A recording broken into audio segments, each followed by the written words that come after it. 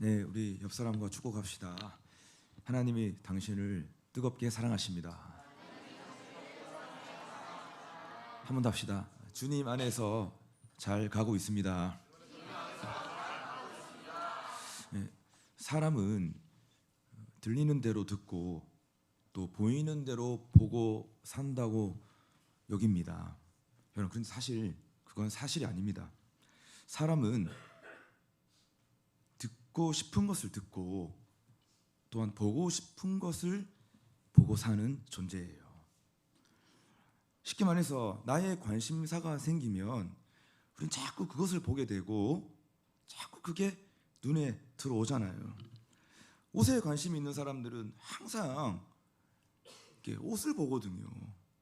다른 사람들이 뭐 입었나 그래서 막 따라와서 입기도 하고, 또 항상 시간이 남으면 어떤 옷을 살까 항상 이렇게 막 서치를 하고, 또 차에 관심이 있는 사람들은 항상 거리에서 이렇게 지나가는 차가 이렇게 항상 눈에 들어옵니다. 우리 형제님들은, 또 남자들은 대부분 차를 좋아해서 항상 이렇게 차에 우리 눈이 이렇게 들어오는 것을 보게 됩니다. 또 먹는 것을 좋아하는 사람들은 항상 먹을 게 생각이 나고 먹을 게 늘 눈에 들어오고, 막 이렇게 먹방 보면서 막 이렇게 입맛을 이렇게 다시기도 하고, 용기 있게 먹지도 못하면서 살찔까봐. 근데 그 먹는 거에 관심이 있으니까 그거라도 계속 보면서 막 대리 만족을 하려고 그렇게 끊임없이 거기에 집중하는 것을 보고 있습니다. 제가 이렇게 예전에 우리 비전센터 이렇게 세팅할 때 여기 이렇게 또 아름답게 우리가 인테리어를 해야 되잖아요. 그때 제가 생각해 보면 온통 가는 곳마다 제 눈에 들어오는 거는 인테리어가 눈에 들어오고, 야 여기는 어떻게 했나, 야, 어떻게 자재를 썼나, 야 천정은 어떻게 시공을 했고 바닥은 어떻게 했나, 그런 거만 계속 눈에 들어왔던 시간들이 있었던 것 같아요. 커피에도 막 한참 관심이 가졌대요. 요즘은 제가 커피에 관심이 약간 사라졌는데, 약간 살짝 올라오는 게 뭐냐 하면 커피 머신이 자꾸 제 눈에 들어오기 시작했습니다. 옛날에 뭐 잘 모를 때는 그냥 뭐 커피 머신 다 똑같이라고 생각하고 했는데, 제가 이제 좀 더 알면서 야 결국은 커피는 원두가 제일 중요하지만 두 번째 제일 중요한 거 뭐냐? 커피 머신이다. 그래서 카페 갈 때마다 제 눈에 딱 들어오는 거는 이제 인테리어가 아니라 자꾸 머신이 들어와요. 야 저 머신 저 되게 좋은 건데, 야 우리 교회도 저거 있으면 좋겠다. 근데 막 그런 걸 막 천 단위가 막 넘어가니까. 예. 근데 만약에 교회들 가봐도 카페들이 있잖아요. 보면 다들 요즘 교회들은 막 머신 되게 좋은 거, 옛날에는 막 건반 좋은 거, 드럼 좋은 거 막 이런 거에 관심이 많았었는데, 요즘 교회들은 보면 이제는 막 머신을 막 1,000만 원, 2,000만 원짜리 막 갖다 놓고 막 이렇게 이런 게 정말 이게 참 사람이 이제 교회가 많이 달라졌다 그런 생각이 드는데, 제가 뭘 말하냐면 결국은 자기가 관심이 있는 것을 자꾸 듣게 되고 보게 되어진다는 겁니다. 물질 사용도 여러분 마찬가지라고 했죠. 돈은 우리의 관심사를 잘 대변해 줍니다. 그 사람이 돈을 어디에 많이 쓰는가를 보면 그 사람의 관심사가 드러나는 거예요. 오늘 본문은 예수님의 관심을 잘 보여주는 장면이에요. 본문 44절 말씀 보니까 예수 이런 말씀하셨어요. 내 양식은 아버지의 뜻을 행하는 것이다. 34절에 내 양식은 아버지의 뜻을 행하는 것이다. 그러니까 양식, 내 밥은 하나님의 뜻을 행하는 거. 그러니까 예수님의 관심사는 결국 뭐였냐? 하나님 아버지의 뜻을 행하는 거. 그게 바로 예수님의 관심사다라고 말씀을 한 거죠. 오늘 본문에 기록된 예수님의 사역은 우리가 다 잘 알고 있는 본문이겠지만, 이제 유대 지방의 사역을 마치고 다시 이제 갈릴리 지방으로 다시 되돌아가다가 여러분 그 중간에 그 길에서 일어났던 여러분 그 사역이 바로 요한복음 4장에서 드러나고 있는 사역입니다. 예수님이 유대에서 이렇게 갈릴리로 돌아가실 때 사마리아 땅을 지나가게 되었습니다. 여러분 그런데 통상적으로는요, 이 유대인들은 사마리아 땅을 지나가지 않아요. 그 길이 아무리 빠른 지름길이라고 할지라도 유대인들은 절대 그 사마리아 땅을 밟지도 않고 지나가지도 않습니다. 왜냐하면 유대인들은 사마리아 사람들과 상종하지 않았거든요. 유대인들은 그 사마리아인들을 개 취급을 했어요. 그래서 여러분, 돌아가는 한이 있더라도 절대로 사마리아 땅을 지나가지 않았다는 겁니다. 그런데 예수님도 유대인이잖아요. 그러니까 예수님도 유대인인데 왜 예수님은 그 사마리아를 지나가셨을까? 1세기 역사학자 요세푸스의 기록에 의하면 다급한 여행을 위해서 예수님과 그의 일행은 사마리아를 지나갔다라고 기록하고 있습니다. 그러니까 쉽게 말하면 시간이 없어가지고 어쩔 수 없이 사마리아를 지나갔다는 거예요. 그게 빨리 가는 길이고 지름길이니까요. 그런데 여러분, 그 이유는 아닌 것 같아요. 왜냐하면 오늘 본문 40절 말씀 보니까 그게 드러나고 있어요. 사마리아인들이 예수께 와서 자기들과 함께 유하시기를 청하니 거기서 이틀을 유하시매. 사역 다 끝나고 난 다음에 사마리아 사람들이 예수님 너무 좋아서 예수님 우리가 조금 더 있어 주세요 여기에 이렇게 요청을 하니까 예수님이 거기서 이틀 더 계셨어요. 그러니까 지금 뭔가 시간이 없어서 여러분 그 길을 지나간 건 아닌 거죠, 분명히. 그럼 예수님은 왜 사마리아를 지나가는 그 경로를 택하셨을까? 성경에서 그 이유를 찾아볼 수가 있습니다. 그러니까 성경을 조금 자세하게 관찰하고 묵상하면 실상 성경 안에 다 이유가 들어있거든요. 4장 3절과 4절 말씀 보십시오. 유대를 떠나서 다시 갈릴리로 가실 때 사마리아를 통과하여야 하겠는지라. 사마리아를 통과하여야 하겠는지라. 여러분, 꼭 하겠다라고 하는 지금 강한 의지가 담겨져 있는 말이잖아요. 하겠는지라. 그러니까 어떤 일이 있어도 내가 반드시 사마리아를 통과하겠다라고 하는 여러분 그런 의미잖아요. 그러니까 예수님은 지금 어떤 목적을 가지고 의도적으로 그 길을 선택하신 건데요. 그 목적이 무엇이냐면 다름 아닌 이 사마리아에 살고 있는 이 수가성 여인을 구원하기 위한 목적이 있었다는 거죠. 아멘. 그래서 예수님은 사마리아 여인을 전도하고 나서 이런 말씀하신 거예요. 아까 살펴보았지만 예수께서 이르시되 나의 양식은 나를 보내신 이의 뜻을 행하여 그의 일을 온전히 이루는 이것이라. 사랑하는 여러분, 예수님의 삶에 최우선순위는 뭐냐? 바로 하나님의 뜻을 행하는 전도사역이었다는 겁니다.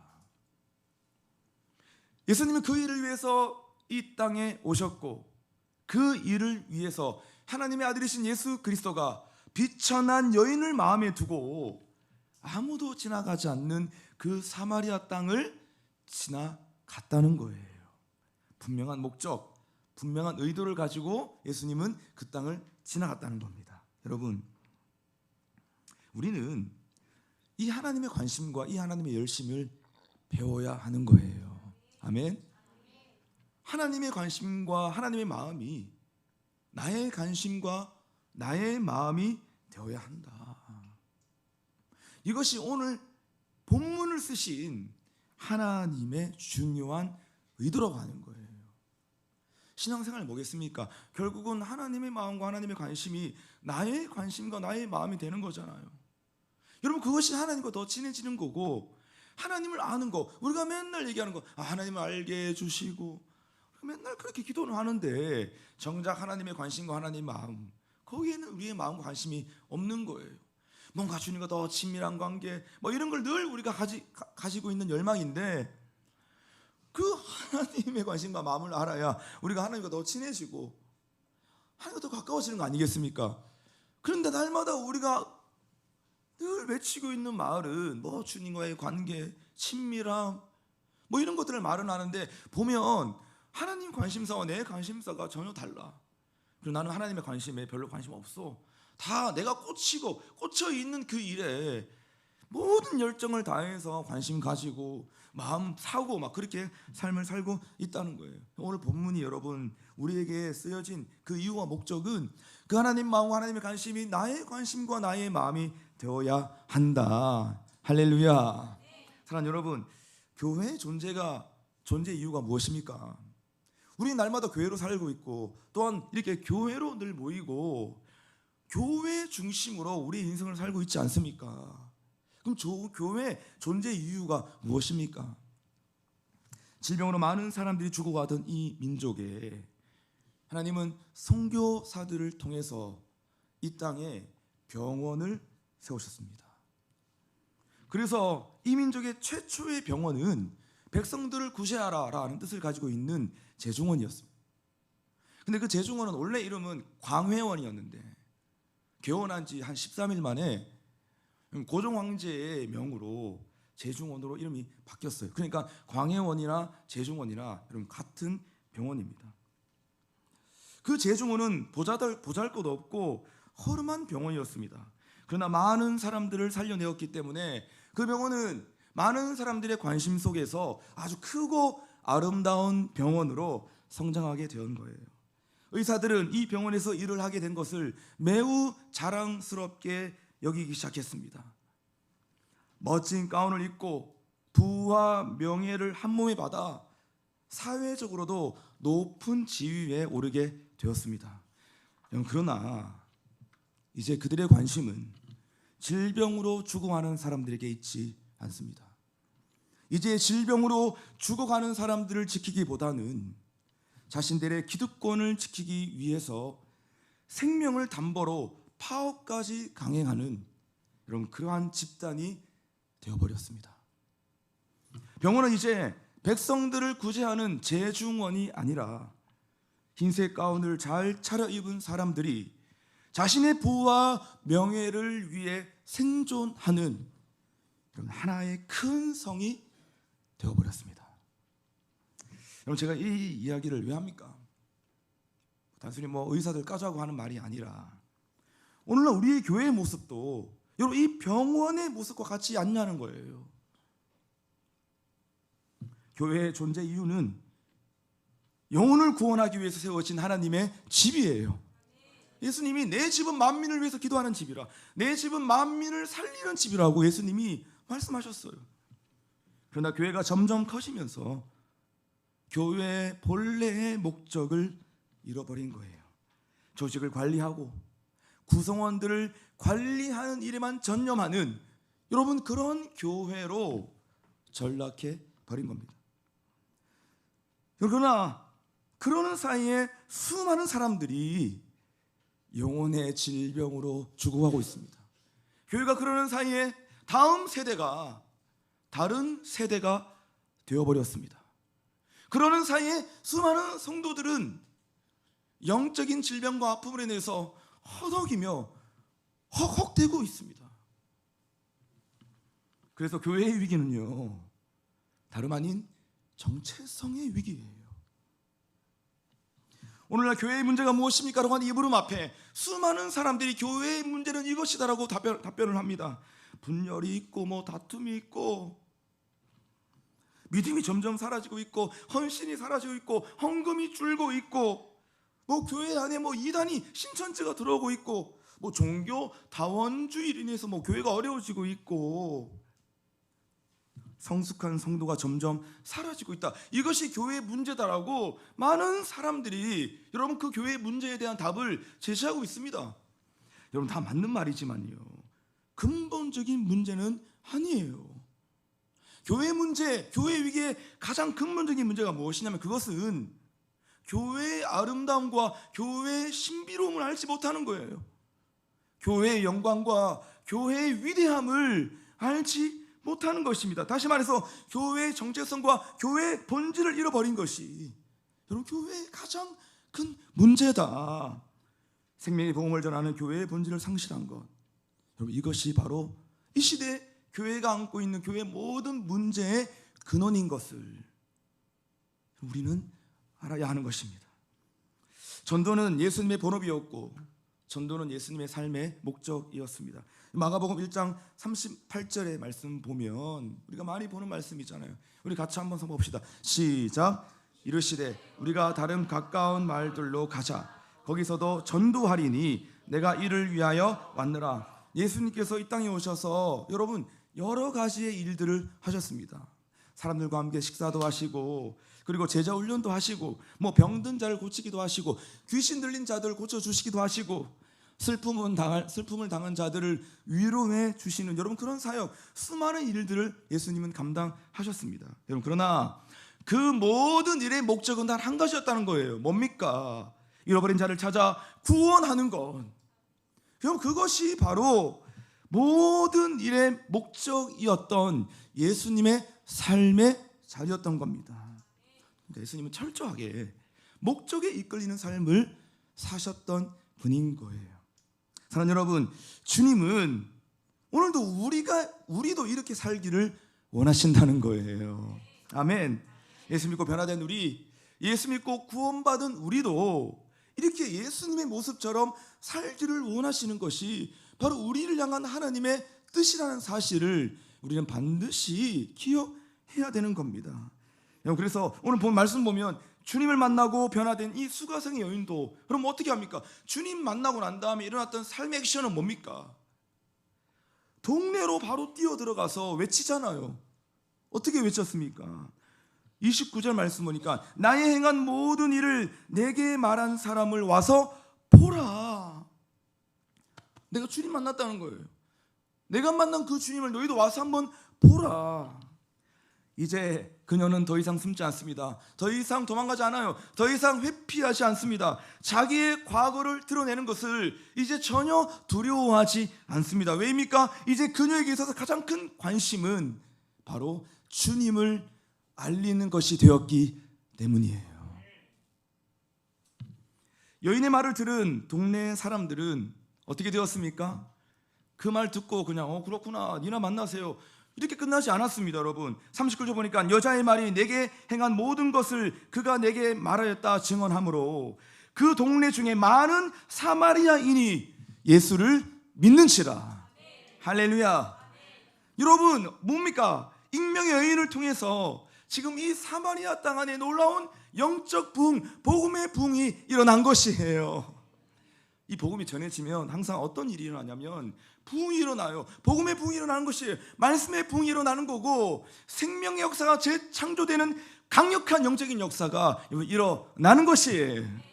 이것이 바로 복음이 전하여지는 모든 땅과 도시와 지역마다 모든 관계마다 새롭게 일어나는 강력한 주님의 역사인 것을 성경이 이것을 계속 얘기하고 있는데 사실 우리는 별로 그게 관심이 없다는 불편한 진실. 많은 사람들은 전도를 부담으로 여깁니다. 부담스럽습니다. 아마 오늘 또 이 중에 몇몇 분은 목사님 오늘 또 복음 설교하시네, 오늘 또 복음 전하자 얘기하시네, 어김없이 오늘 또 그 설교 하시네 라고 생각하시는 분들이 아마 있을지 모르겠습니다. 여러분 그런데요, 우리가 알아야 될 것은 전도는 성도에게 있어서 가장 큰 축복이요, 성도에게 있어서 가장 큰 능력이 된다는 사실을 우리는 알아야만 합니다. 복음을 전하는 자들에게 부어주시는 하나님의 은혜가 있다는 거예요. 복음을 위해 일하고 살아가는 모든 자들, 모든 인생들 안에 하나님이 특별하게 부어주시는 은혜가 있다는 거예요. 여러분 어떤 은혜가 있습니까? 첫째로는요, 복음을 전하는 모든 인생들 가운데 어떤 일이 일어나냐면 행복해진다는 겁니다. 36절에 보니까 거두는 자가 이미 삭도 받고 영생에 이르는 열매를 모으나니 이는 뿌리는 자와 거두는 자가 함께 즐거워하게 하려 함이라. 함께 즐거워하게 하려 함다. 복음을 받는 자들도 행복해지는 건 당연한 거고, 여러분 그런데 주님 뭘 말씀하고 있냐면 복음을 전하는 자도 같이 행복해진다는 겁니다. 씨를 뿌리는 자들이 오히려 더 행복한 삶을 경험한다는 거예요. 이건 여러분 경험해 본 사람이 알잖아요. 자, 이건 반드시 경험해 본 사람만이 아는 거예요. 야, 저 집사님 뭐 저렇게 맨날 전도하고 살고 이렇게 맨날 복음을 전하고 살지, 뭐가 저렇게 그게 재밌고 기쁘지? 이렇게 말하는 사람들은요 아직 그걸 맛보지 모르는 거예요. 그게 뭔지 모르는 겁니다. 근데 본인도 자기가 진짜 복음을 전하는 삶의 기쁨과 행복이 무엇인지를 한번 경험해 보면 이제 그런 삶을 살게 되는 거거든요. 두 번째 어떤 은혜가 있냐면 내가 살아난다는 거예요. 전도는 또 다른 사람을 살리는 거지만 그와 동시에 나도 살아난다는 겁니다. 여러분 그래서 전도하는 교회는 대부분 살아 있습니다. 참 아이러니하게 전도하는 교회, 복음을 전하는 교회, 선교하는 교회가 그런 공동체가 여러분 죽어 있지 않고 살아있는 교회인 것을 우리 모두가 다 확인하며 살아가고 있습니다. 여러분, 모든 사역자들의 고민이 어떤 고민이냐면, 어떻게 하면 이 시대에 사역의 역동성을 만들어낼 수 있을까? 모든 선교단체 대부분 지금 다 다운되어 있으니까 어떻게 하면 우리 사역, 우리 교회와 공동체 이 사역의 역동성을 만들어낼 수 있을까? 이게 모든 자들의 고민이거든요. 전 맨날 얘기합니다. 사역의 역동성을 만들어내기 위해서는 하나의 방법밖에 없다. 그 뭐냐? 바로 복음을 전하는 공동체로 나가야 한다.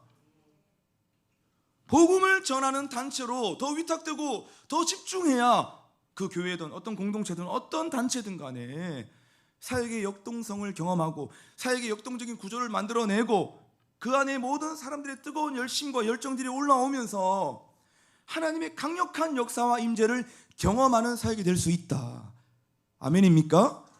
여러분 인생 안에 어떻게 하면 내 삶의 역동적인 삶의 자리를 제가 만들 수 있을까요? 목사님, 어떻게 하면 우리 가정이 정말 영적으로 역동하는 그런 가정 될 수 있을까요? 저에게 만약에 물어본다면 저는 한 가지밖에 할 말이 없습니다. 복음을 전하는 가정으로 위탁하십시오. 주님의 생명을 전하는 그 가정으로 나아가십시오. 그게 바로 믿음의 명문 가문인 것을 아직 모르고 있는 거죠. 사람들은 좋은 음식 먹어야 살아날 수 있다고 말을 합니다. 운동을 해야 살아날 수 있다고 말을 합니다. 뭔가 좀 위로를 많이 받아야 살아날 수 있다고 말들 합니다. 여러분, 다 맞는 말인데요.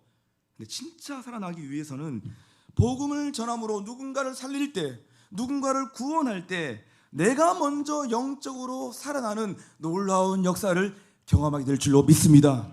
왜냐하면 죽은 자를 살릴 수 없거든요. 죽어 있는 자는 절대 죽은 자 살릴 수 없습니다. 내가 살아나야 죽어 있는 영혼을 살릴 수 있기 때문에 먼저 내가 살아난다는 겁니다. 어떤 사람이 무디 목사님을 찾아와서 이렇게 물었습니다. 목사님, 성경을 아무리 읽어도 자꾸 의심이 생기고 이 말씀이 믿어지지가 않습니다. 어떻게 해야 됩니까? 보통 사람들 같았으면 이렇게 얘기했겠죠. 성도님, 기도 많이 하십시오. 지금보다 기도 더 많이 해야 됩니다 라고 대답했을 텐데, 무디 목사님은 여러분 그렇게 대답하지 않았습니다. 어떻게 대답하셨냐면, 성도님, 성경을 읽다가 의심이 생기고 뭔가 잘 깨달으시지 않는다면, 뭔가 묵상이 잘 되지 않는다고 한다면 뛰쳐나가가 전도하십시오. 지나가는 손수레라도 밀어주세요. 무슨 일이든지 찾아가지고 봉사하고 전도하십시오. 그리고 돌아와서 다시 성경을 읽으면 그 성경의 말씀이 깨달아질 것입니다. 당신은 행하고 있지 않기 때문에, 순종하고 있지 않기 때문에 말씀이 깨달아지지 않는 것입니다. 이런 말을 했습니다. 우리가 맨날 순종은 안 하고 행하지는 않고 맨날 말씀 붙잡고 되게 믿음 좋은 것처럼 막 삶을 살아가니까 이제는 여러분 이 말씀 묵상과 이 말씀이 깨달아지는 은혜가 너무 얕아지는 거예요. 내 삶의 행함과 순종은 하나도 없고 맨날 그냥 말씀으로 막 뭔가 자꾸 해보려고 하니까, 여러분 그것을 보고 영적 통찰력을 가지고 D.L. 무디 목사님은 여러분 그런 말을 딱 꿰뚫어보고 했던 것입니다. 사랑하는 여러분, 영적으로 강해지고 살아나기를 원하십니까? 지금 영적의 침체기 가운데 있는 분들, 영적 침체가 있습니다 목사님, 혹시 그런 분들 계십니까? 복음으로 한 영혼을 살려내는 그 일을 시작할 수 있기를 주의 이름으로 축원합니다. 여러분들은 강해질 것이고 하나님의 놀라운 능력을 경험하는 새로운 인생으로 나아가게 될 줄로 믿습니다. 세 번째 어떤 은혜가 있냐면 복을 받는다는 겁니다. 축복을 받는다는 거예요. 마태복음 6장 33절 말씀 우리 다 같이 한번 선포합시다. 시작. 그런즉 너희는 먼저 그의 나라와 그의 의를 구하라. 그리하면 이 모든 것을 너희에게 더하시리라. 모든 것을 더하신다. 먼저 그의 나라와 그의 의를 구하면, 복음을 전하는 삶을 살면, 하나님의 나라를 위해서 먼저 삶을 살게 되면 모든 것을 더하시는 은혜가 우리 가운데 임한다는 거예요. 그냥 본질에 충실하면 하나님이 알아서 챙겨주신다는 거죠. 도와주신다는 겁니다. 여러분 요한복음 8장 29절 말씀, 인생 말씀이잖아요. 시작. 나를 보내신 이가 나와 함께 하시도다. 내가 항상 그의 기뻐하시는 일을 행함으로 나를 혼자 두지 아니하셨느니라. 예수님의 성공 비결, 예수님의 모든 삶의 승리 비결이 여러분 무엇이라고 말씀하고 있는 거예요? 내가 항상 아버지가 기뻐하시는 일을 내가 행한다. 아멘. 하나님이 기뻐하시는 일을 내가 하면 어떻게 하신다고? 하나님이, 아버지가 혼자 두지 않고 우리와 나와 함께 하신다. 누가 함께 하시는 거예요? 온 세계보다 더 강하신 하나님이 나와 함께 하시는 놀라운 은혜와 축복을 경험하게 된다는 거예요, 여러분. 여러분, 그리고 항상 우리가 기억해야 할 게 뭐냐면, 주님이 기뻐하신 일을 하면 그 인생 풀립니다. 아멘. 야, 어떻게 하면 인생이 잘 풀릴 수가 있지? 나는 왜 내 인생은 안 풀리는 거야? 야, 저 형제님, 저 자매님은 뭔가 항상 뭔가 탄탄대로고 승승장구하는데 왜 나는 맨날 직장 문제 때문에 이렇게 무너지고, 인간관계 무너지고, 재정 맨날 깨지고, 맨날 우울하고 답답하고, 난 내 인생 도대체 왜 이렇게 안 풀리는 거야? 아마 지금은 그렇게 생각하는 사람 2명 있어요. 근데 제가 도전합니다. 하나님이 기뻐하신 일을 한번 해보십시오. 내가 기뻐하는 일 말고, 내가 막 꽂히는 일 이런 거 말고, 결국 그 결말은 멸망이에요. 저기 막 이렇게 세게 이런 센 단어를 써서 될지 모르겠지만 뭐 귀 있는 자는 듣겠죠. 결국 지금 내 맘대로 내가 꽂혀 있는 그 인생 살잖아요. 여러분, 결국 결말은 망하는 겁니다. 그런데 하나님이 기뻐하시는 일을 내가 묵묵하게 하기로 결정하고 선택하고 기도함으로 나아간다. 그러면 하나님이 은혜와 축복을 주신다는 거예요. 모든 것을 더하신 하나님의 은혜가 우리 인생 가운데 있다는 겁니다. 할렐루야. 이 말씀 믿으십니까? 이 말씀은 하나님의 말씀, 제 얘기가 아니라 하나님의 말씀인 것이에요. 자, 여러분, 그럼 정리 한번 해보시죠. 예수님의 관심과 마음이 전도하는 데 있으니까, 그럼 나도 내 관심과 내 마음도 복음을 전하는 데 있어야 한다. 우리의 관심, 교회의 관심도 복음을 전하고 한 영혼을 살리고 전도하는 데 있어야 한다. 그러니까 주님과의 우리 관계가 동상이몽적 관계가 아니라 이심전심의 관계가 되어야 한다는 거잖아요. 주님 마음 따로 내 마음 따로 같이 각자의 꿈을 꾸는 그런 관계가 아니라 하나님의 꿈이 나의 꿈이 되고, 하나님 마음이 나의 마음이 되고, 하나님의 관심이 나의 관심이 되어야 한다. 여러분, 지금 오늘 본문은 이것을 말씀해 주고 있는 본문 아닙니까? 자, 그렇다면 언제부터 하나님의 관심이 나의 관심이 되고 하나님의 마음이 나의 마음이 되냐, 이 말인 것이에요. 언제부터 나는 전도할 수 있냐는 거예요. 전도 일도 관심 없는데, 나는 예수님 사랑하고 하나님 사랑해요, 하나님 경외하고 뭐 난리치고 막 저는 뭐 주님을 따라가요 막 난리를 치는데, 근데 저는 별 전도에 관심이 없어요, 목사님. 저는 왜 이렇게 영혼이 저에게 아무런 감동 없이 다가올까요? 저 사람이 살든 뭐 죽든 저는 별로 관심이 안 가요. 자, 이러면 지금 뭔가 문제가 있다는 것을 지금 말하는 거예요. 요한복음 4장은. 언제부터 그 하나님의 관심이 나의 관심이 되는 것이에요? 오늘 본문 35절이 그것을 정확하게 꿰뚫어주고 있습니다. 35절 시작. 넉 달이 지나야 추수할 때가 이르겠어 하지 아니하였느냐? 그러나 나는 너희에게 이르노니 너희 눈을 들어 밭을 보라, 희어져 추수하게 되었도다. 지금 예수님이 제자들에게 야, 추수할 때가 되었다고 하니까 제자들이 어떤 말을 했냐면, 아직 멀었는데요, 넉 달 남았어요, 추수할 날이 아직 4달 남았습니다, 예수님, 이러고 있는 거예요. 제자들의 눈은 뭡니까? 아직 이 땅의 것만 바라보고 있는 육신의 눈만 가지고 있다는 것을 지금 말해주고 있는 겁니다. 그때 육신의 눈에만 갇혀서 살고 있는 제자들에게 예수님이요, 뭐라고 말씀하십니까? 기가 막히게 말씀하세요. 눈을 들어 밭을 보라. 눈을 들어 밭을 보라. 보라. 이두. 이게 뭐냐면 영적인 안목을 가지라는 거예요. 육신의 안목에서 좀 벗어나서 영적인 안목을 좀 가져라. 너는 왜 맨날 그냥 세상적인 눈, 육신의 눈만을 가지고 이 세상과 모든 사람들을 보고 있느냐? 그러니까 지금 뭐 추수할 때 멀었는데요, 뭐 이번에만 기회입니까? 뭐 이런 말 하고 있느냐? 아직 기회가 많잖아요. 뭐 이번만 뭐 행축입니까? 가을에도 있고 내년에도 있고 뭐 쭉쭉 있는데 아직 멀었잖아요. 여전히 이 땅의 것만 바라보고 있는